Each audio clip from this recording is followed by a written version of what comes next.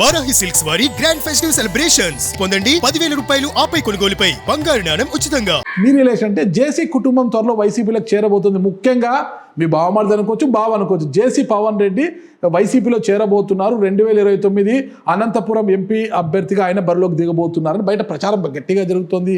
వార్తా కథనాలు వస్తున్నాయి బయట. జేసీ కుటుంబం నిజంగా వెళ్తుందంటారా? నాకు తెలిసి అయితే అట్లాంటిది ఏమీ లేదు. టీడీపీ తరఫున మాట్లాడమంటారా, దీపక్ రెడ్డి తరఫున మాట్లాడమంటారా? ఇప్పుడు చెప్పింది టీడీపీ వర్షన్. నాకు తెలిసి అయితే అట్లాంటిది ఏమి లేదు. మా పార్టీ వాళ్ళు మాతోనే ఉంటారు. దీపక్ రెడ్డి ప్రకారం మాట్లాడాలంటే ఎవరు అనుకూలాలు వాళ్ళు చూసుకుంటుంటారు లైఫ్ లో, అంతే కదా. ఎక్కడ మనకు బెనిఫిట్ ఉంటుంది, ఎక్కడ బాగుంటుంది అని చెప్పి చూసుకుంటారు. అదే జీవిత సహజం. పవన్ రెడ్డి గారు వెళ్తున్నారు. మరి జేసీ కుటుంబం అనేది పక్కన పెడదాం మనం. జేసీ పవన్ రెడ్డి గారు వైసీపీలోకి వెళ్తున్నారా? నాకు తెలీదు. నాకు తెలిసి అట్లాంటిది లేదనుకుంటున్నాను నేను. Okay okay. ఇద్దరు ఫ్రెండ్స్ కమ్ బావ మామూలు అనుకోవచ్చు. డిస్కషన్ కూడా లేదా? లేదు, ఎప్పుడు లేదండి, ఎప్పుడు లేదు. అండ్ నాకు తెలిసి పోతాము అనే వర్డ్ కూడా ఎప్పుడు రాలే ఇంతవరకు. Is a TDP person only. So TDP also should realize next step పోతే మంచిది అని చెప్పి నేను భావిస్తున్నాను. ఐ థింక్ మీ ఇంటర్వ్యూలోనే అనుకుంటా గతంలో ఒకసారి చెప్పుకున్నాను, ఆయన ఎంపీ అయి ఉంటే పార్టీకి కూడా చాలా లబ్ధి పొందుండేది అని చెప్పి నేను అప్పుడు చెప్తున్నాను. నేను ఇప్పుడు కూడా అది చెప్తున్నాను. సో ఎందుకంటే we have to use people. అందరికి ఉంటేనే కదా పార్టీ. సో అందరినీ వాడుకోవాలా అనేది నా అభిప్రాయం పార్టీ తరఫున. 2019 నుంచి 24 వరకు వైసీపీ ప్రభుత్వం ఒక విధ్వంసం సృష్టించి రాష్ట్రాన్ని నాశనం చేసింది, సర్వనాశనం చేసింది మీరు పదే అంటుంటారనమాట. ఓకే, విధ్వంసము సర్వనాశనం అయింది కాబట్టి వాళ్ళు 11 స్థానాలకి పరిమితం అయిపోయారు. ప్రజలు అక్కడ కూర్చోబెట్టారు మొటిక్కాయలేసి. ఈ 18 నెలల కాలంలో కూటమి ప్రభుత్వం సాధించిన ప్రగతి ఏంటి ఏపీలో అంటే ఏం చెప్తారు? అమ్మా, అది ఇప్పుడు టైం సరిపోదు మనకి, ఇంకో ఇంటర్వ్యూ పెట్టుకోవాలి. నేను అంతా ప్రిపేర్ చేసుకొని లిస్ట్ కూడా తీసుకొని వచ్చి లైన్గా చదువుతాను. అది కొన్ని పేజీలు ఉంటుంది. ఆ డేటా అంతా ఇప్పుడు మీరు అది అడగతారని అనుకుని అది లేకపోతే ఇప్పుడే చూపించుండేవాడిని. అంత చేస్తుందండి. అండ్ దిస్ ఇస్ ఆల్సో మొత్తం అయిపోయింది అని అంటులేదు, వర్క్ ఇన్ ప్రోగ్రెస్. మా ఈ 5-year పీరియడ్ అయిపోయే లోపల క్లియర్లీ మీకు ఆ డిఫరెన్స్ కనపడిపోద్ది. అండ్ మా పిచ్ కూడా ఇదే ఉండబోతా ఉంది ఫ్యూచర్లో. సో ఆ గత 5 సంవత్సరాల్లో డెవలప్మెంట్ ఏం జరిగింది, ఈ 5 సంవత్సరాల్లో ఏం జరిగింది, దీని ప్రకారమే మీరు నెక్స్ట్ ఎలక్షన్లో డెసిషన్ తీసుకోండి అని చెప్పి ప్రజలకి మేము అపీల్ చేయకపోతున్నాం. ఆ డిఫరెన్స్ చూపించే పోతాం, ప్రజల్ని అడుగుతాం. ఎందుకంటే ఐఎమ్ బిలీవింగ్, ఒకటి చంద్రబాబు నాయుడు గారి కమిట్మెంటు, ఇంకొకటి లోకేష్ గారి drive is going to take us to that point. And కూటమి ప్రభుత్వం అలైన్ అయ్యి పవన్ కళ్యాణ్ గారు కూడా అదే యాంగిల్లో ఉండరు. మోదీ గారు 2047 వికసిత్ భారత్, 2047 స్వర్ణాంధ్ర అన్నీ లింక్ అయిపోయినాయి. ఎందుకు? సమాజము రాష్ట్రము బెనిఫిట్ కొరకే, స్వార్థం ఏమీ లేదు. దీపక్ రెడ్డిగా ఇంకొక మాట చెప్తా, చెప్పండి. ఇది మళ్ళా ఒకటి అభివృద్ధి మంచి మనం చేయాల్సి ఉంది. ఇంకోటి ఏమాత్రం తేడా వస్తే ఊచోడు వచ్చేస్తాడు, రాక్షసుడు వచ్చేస్తాడు, ప్రజల్ని పైన పడతాడు. అందుకని ప్రజల్ని కాపాడే దాని కొరకు కూడా కూటమి గట్టిగా కలిసి పనిచేసి ఆ రూట్లో పోవాల్సి వస్తుంది. సో ఎవరు చీల్చాలన్నా ఈ కూటమి చీలదు, లేకపోతే మన రాక్షసుడు వస్తాడు.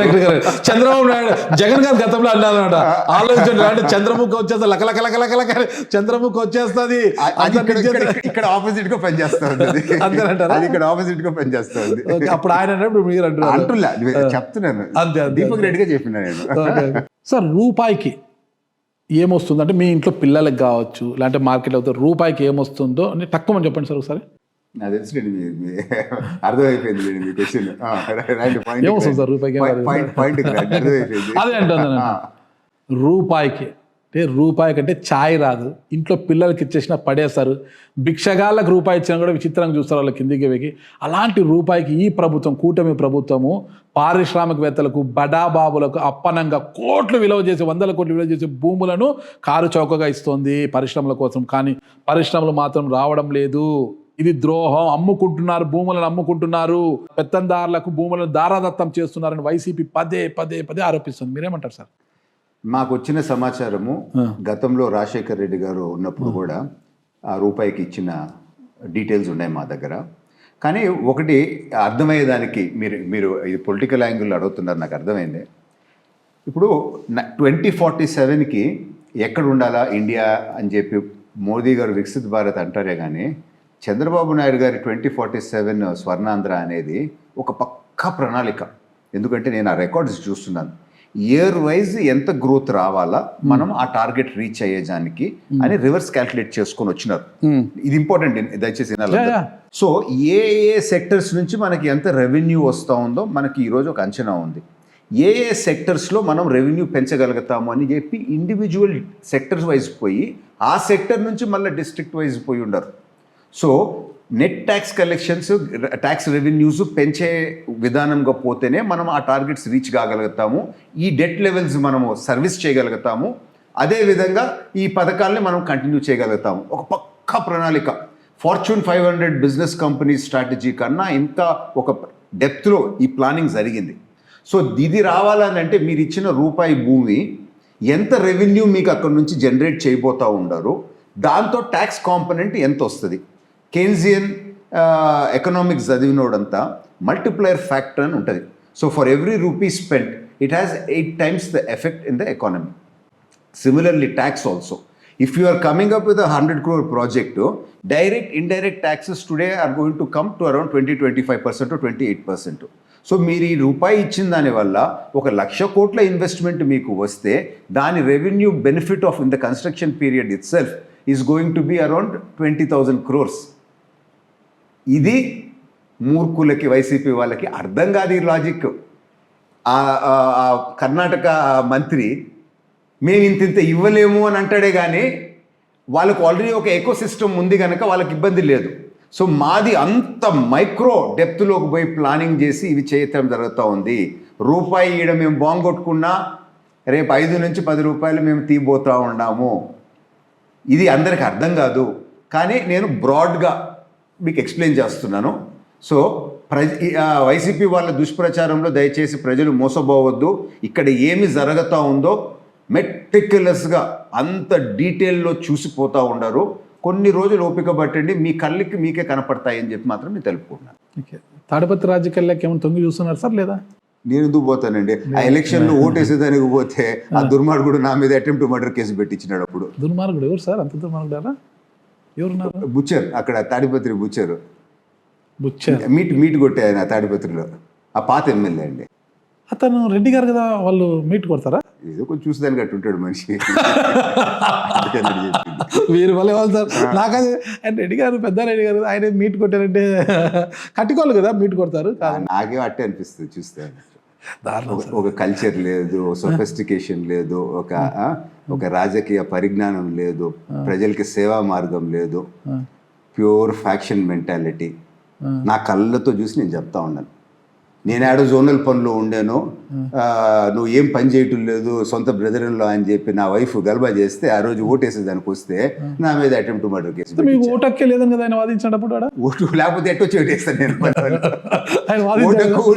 ఉంది ప్లస్ నాకు పర్మిషన్ ఈసీ నుంచి కూడా ఉంది.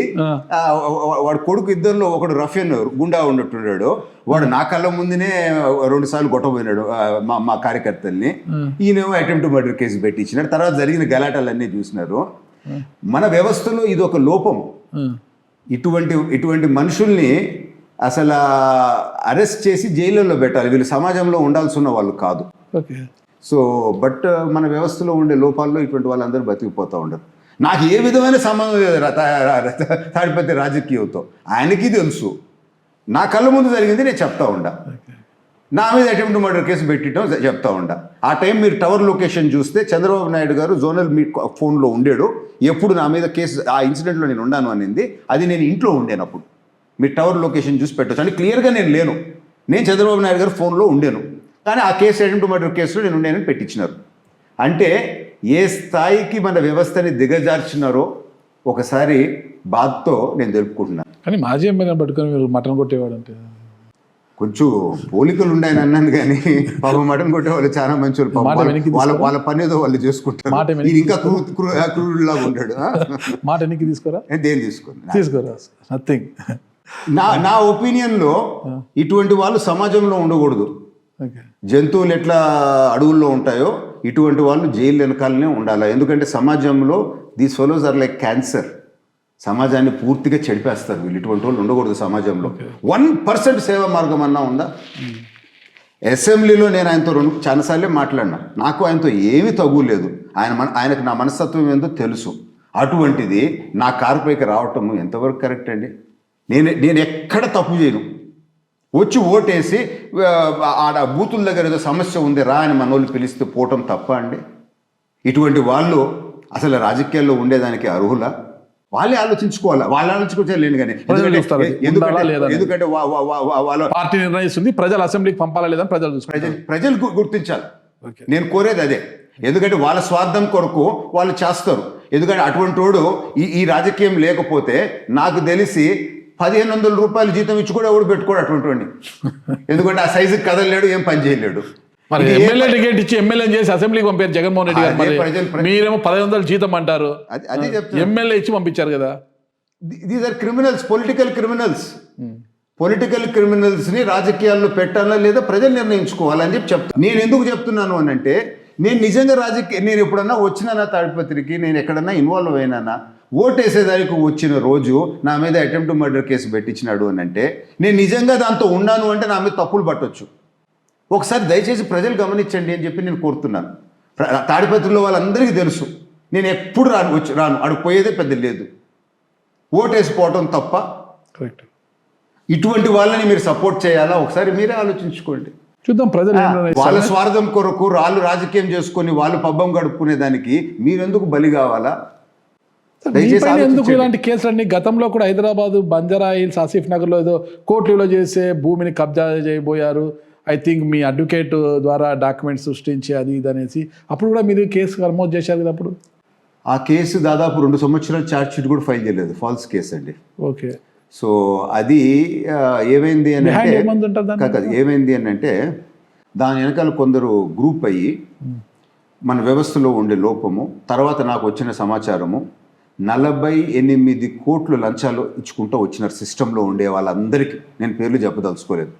ఇచ్చి అటువంటి సినారియో క్రియేట్ చేసి ఎవడో నా అడ్వకేటు ఒక పేపర్ ఫోర్జరీ చేసినాడు అని చెప్పి ఒకటి చేత కంప్లైంట్ ఇచ్చి ఆ కంప్లైంట్ మీద అరెస్ట్ చేశారు. అంటే అది లా ప్రకారం నాట్ అడ్మిసిబుల్. కంప్లైంట్ మీద లేకపోతే ఒక ఎవరో ఇచ్చిన మాట మీద చేయకూడదు. మీకు ఎవిడెన్స్ ఉంటేనే చేయాలి. అయినా చేశారు. సో ఏ రోజు అరెస్ట్ అయినానో ఆ రోజు మొత్తం ఆ ల్యాండ్స్ అన్నీ వాళ్ళు ఫిజికల్ పొజిషన్కి వెళ్ళిపోయినారు. సో నష్టపోయింది నేను అక్కడ చేసింది ఏం లేదు. నేను డబ్బులు ఇచ్చి కొనుక్కునింది. కోర్టులో కేసులు జరుగుతూ ఉండేవి. కానీ ఆ పొలిటికల్ కుట్రలో ఒక విక్టిమ్ అయినా ఆ టైంలో నేను. కానీ దాన్ని నేనేమి తప్పుగా కూడా భావించట్లేదు. ఎందుకనంటే శ్మశాన వైరాగ్యం ఎట్నో అట జైలు వైరాగ్యం కూడా వస్తుంది. దాని తర్వాత నేను పూర్తిగా మనిషిని మారిపోయినా. ఎందుకనంటే ఆ రోజు ఆ మామూలుగా నేల మీద పోనుకొని ఒక బొచ్చలో ఉన్నప్పుడు జీవితం ఏముంది, ఈ చిన్నదంతా కూడా జరిగిపోతూ ఉంది. కానీ నాలో ఒక చేంజ్ అనేది వచ్చింది. So I'm taking that also in a positive manner. అంటే యువగలం పాదయాత్రకు ముందు లోకేష్, తర్వాత లోకేష్ అన్నారు. అట్లా జైలుకు ముందు దీపక్ రెడ్డి, జైలు తర్వాత దీపక్ రెడ్డి అనొచ్చా? నాకు మాత్రము అది 100% వర్తిస్తుందండి. ఎందుకంటే ఆ శ్మశాన వైరాగ్యం కన్నా కూడా ఈ వైరాగ్యమే ఎక్కువైంది. ఎందుకు అని అంటే మనం ఎంత పెద్ద మనం అది అని చెప్పి ఏమో అహము అదంతా ఉండింది. అదంతా ఆ రోజు ఆడ ఉండగానే మనం ఎన్ని అనుకున్న జీవితం అనేది వేరు కదా అని చెప్పి ఒక బ్యాలెన్స్ అనేది నా జీవితంలో తీసుకొని వచ్చింది. It was a very big learning experience. కానీ కేసులు కూడా జీవితం నేర్పించే పాఠాలు. కానీ ఆ టైంలో చూస్తే మళ్ళీ ఇదొకటి, నేను I'm taking the Liberty. Media కూడా నేను చూసిన బయటకు వచ్చిన తర్వాత 150 కోట్ల నుంచి 15,000 కోట్లు ఒక్కొక్కడికి నోటికి ఏది వచ్చిందో అది రాసిస్తారు. దీపక్ రెడ్డి కొట్టేస్తాడని. ఎలా కొట్టేసినారా, ఏముందిరా అని అంటే అది చూపించేది ఎవడు లేదు, చెప్పేది లేదు. ఎవడికి నోటికి ఏ ఫిగర్ వస్తే ఆ ఫిగర్ వారం రోజులు అది రన్ చేసినాను నేను జైల్లో. నాకు కోటి ఏంటి సార్? అదే చెప్తా ఉండండి. అదే చెప్తా ఉండండి. సో జీవితం అనేది అట్టుంటది. వాస్తవాలు ఒకటి, మళ్ళీ తక్కువ కూడా కాదు. అన్నిటికన్నా తక్కువ 150, 300 చెప్పినాడు. మిగతా ఎన్ని 15,000 దాకా పోయినాయి. అంటే ఒక్కొక్కటి అన్ని 1000 కోట్లలోనే. ఓకే సార్, ఫైనల్ ఒకటే సార్, 2029లో రాయదుర్గం ఎమ్మెల్యే అభ్యర్థిగా దీపక్ రెడ్డి గారిని చూడొచ్చా లేదా? నాకు తెలియదు. నాకైతే పర్సనల్గా ఇంట్రెస్ట్ లేదు. ఎక్కడన్నా పార్టీ పోయి నువ్వు చెయ్యని చెప్తే మాత్రము అది కూడా నేను 90% నువ్వు అంటాను. బట్ పార్టీ ఆదేశించి నువ్వు కంపల్సరీ ఇక్కడ పలానా దగ్గరకు పోయి చేయాలని అంటే మాత్రము కాదనే మనస్తత్వం అయితే నాకు కాదు. పార్టీ ఆదేశాల ప్రకారం ముందుకు పోయేవాడిని. ఆయన ఎమ్మెల్యేగా నిలుస్తానని మాత్రం నేను అడిగే ఇంట్రెస్ట్ అయితే నాకు లేదు. మీ బామ్మర్ది ఇన్ఫాక్ట్ నా కొడుకు ఇప్పుడే లా అయిపోయింది, వాడికి ఇంట్రెస్ట్ ఉంది పాలిటిక్స్, ఓకే నేనే డిస్కరేజ్ చేస్తున్నాను. ప్రభాకర్ మామ మా ఫాదర్ ఇన్ లా, అరే నువ్వు నిలవాలరా ఈసారి 29లో అని అంటే నేను వద్దురా అని అంటున్నాను, మా రాజకీయం వద్దురా అని వాడిని నేను డిస్కరేజ్ చేస్తున్నాను. కానీ వాళ్ళ తాత ఏమో వాడి మీద ఇన్ఫ్లుయెన్స్ ఎక్కువ ఉన్నట్టు అనిపిస్తాను కదా, భయంగా ఉంది. జేసీ ప్రభాకర్ రెడ్డి గారి ఇన్ఫ్లుయెన్స్ ఎక్కువ నిలబెడతాడేమో అని భయంగా ఉంది. నేనైతే వద్దంటా ఉండ క్లియర్ గా. తండ్రి మాట వింటాడేమో చూస్తాం. నేను అడ్వైజ్ ఇచ్చేవాడిని కానీ ఎవరి మీద ఇట్లా చేయని చెప్పి చెప్పేవాడిని అయితే కాదు. సరే, మీ బావమరిది జేసీ అస్మిత్ రెడ్డి గారు ఎమ్మెల్యేగా పదవి బాధ్యతలు చేపట్టి 18 నెలల కాలం అయింది కదా, ఎన్ని మార్కులు వేస్తారు మీరు? నేనైతే I'm hearing good reviews, very good reviews. కానీ ఒక joke on the lighter side, మా ఆనమన్న నాకు పెట్టినాడు సోషల్ మీడియాలో ఒక మెసేజ్. ఎవరు గ్రూప్లో పిల్లలు డిస్కస్ చేస్తూ ఉండారంట, స్మార్టెస్ట్ ఎమ్మెల్యే ఇన్ అసెంబ్లీ అని. సో మరొక పాప వచ్చి నేను ఆల్రెడీ లైన్లో ఉన్నాను, నువ్వు మెసేజ్ పెట్టబాక అని చెప్పి ఆ గ్రూప్లో డిస్కషన్ నాకు పెట్టినాడు on the lighter side. Thank you sir. అయితే రాయదుర్గం నుంచి అయితే మీరు బరిలో ఉంటారా లేదో స్పష్టంగా చెప్పలేరంటారా? ఎస్, అంతే కదా.